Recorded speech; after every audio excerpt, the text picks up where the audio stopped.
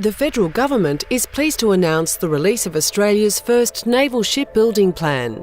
The plan describes a strong, sustainable and innovative naval shipbuilding and sustainment industry, a strategic national asset to deliver our continuous shipbuilding programs. The build programs will be enabled by investment and reforms in infrastructure, workforce and the industrial ecosystem, and will be achieved through a national approach to this endeavour. Two principal shipbuilding yards will deliver the continuous build programs. Submarines and major surface vessels will be constructed at Osborne Shipyard in South Australia, while minor naval vessels will be constructed at Henderson in Western Australia.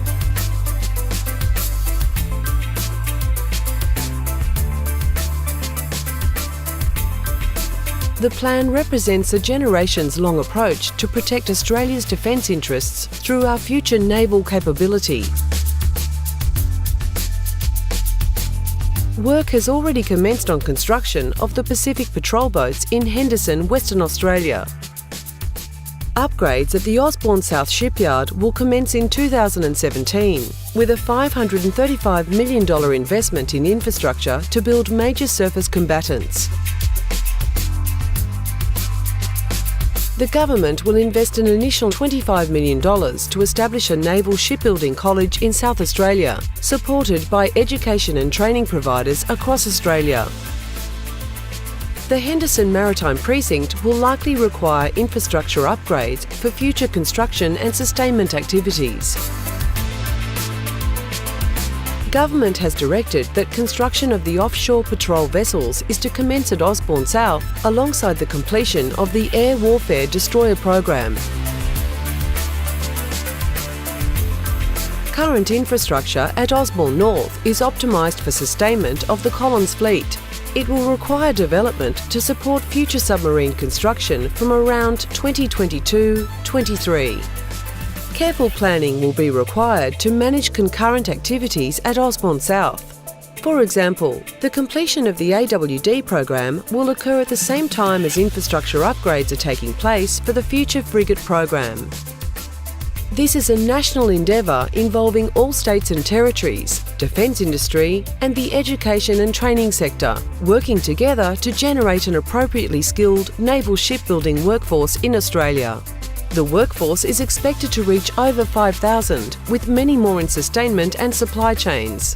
By late 2020, Henderson upgrades will be complete, in time to accommodate the transition of the OPV build program from Osborne Shipyard in South Australia. Meanwhile, the first of class OPV will be delivered by late 2020, at approximately the same time as the future frigate construction program commences at Osborne.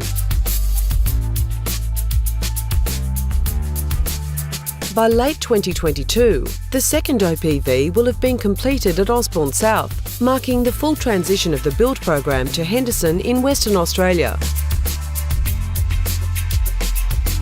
The future submarine rolling acquisition program will commence in the early 2020s and will be implemented alongside the completion of infrastructure upgrades at Osborne North.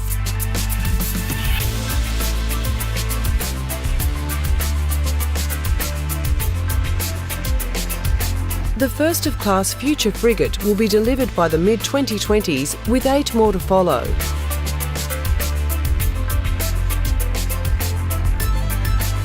By the early 2030s, all 3 build programs will have reached full production and output levels.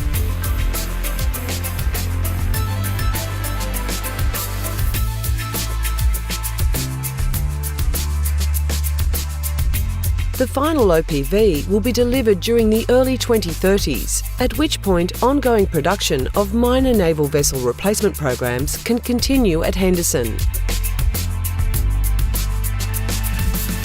A major warship replacement program will commence by the early 2040s at Osborne South as part of the continuous build program. On current planning, the final future frigate is expected to be delivered by the mid-2040s. The Naval Shipbuilding Plan reflects the vital importance of naval capability to Australia's security, as outlined in the Government's 2016 Defence White Paper. The plan is a key part of the government's national science and innovation agenda and ongoing commitment to Australian jobs and growth.